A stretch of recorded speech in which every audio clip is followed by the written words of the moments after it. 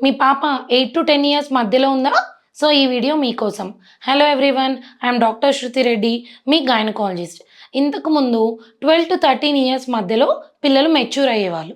కానీ ఈ మధ్య కాలంలో 8-10 ఇయర్స్‌కే మెచ్యూర్ అయిపోతున్నారు. అంటే ఎర్లీ ప్యూబర్టీ వచ్చేస్తుంది. దీనికి గల కారణాలేంటి? ఫస్ట్ ఇంపార్టెంట్ థింగ్ ఏంటంటే ఒబేసిటీ. అంటే ఎక్కువగా ఫ్యాట్ సెల్స్ ఉండడం వల్ల ఈస్ట్రోజన్ లెవెల్స్ పెరిగి ఎర్లీగా ప్యూబర్టీ వస్తుంది. నెక్స్ట్ ఇంపార్టెంట్ రీజన్ ఏంటి అంటే లేట్ నైట్ పడుకోవడం.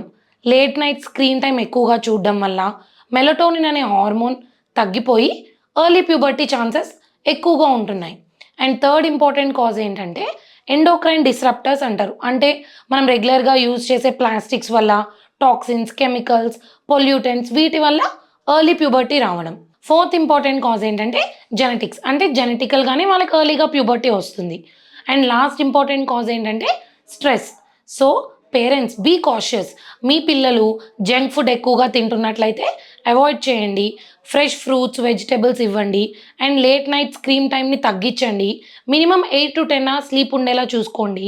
అండ్ స్కూల్‌లో కూడా ఊరికే ప్లాస్టిక్ కంటైనర్స్‌లో ఫుడ్ పెట్టడం ఇవన్నిటిని తగ్గించండి. ఓకే. దీనివల్ల మనం ఎర్లీగా అంటే ప్రికాషియస్ ప్యూబర్టీని ప్రివెంట్ చేయొచ్చు. ఇంకా మీకేమైనా డౌట్స్ ఉన్నట్లయితే please visit reach super speciality hospitals, Bachupally.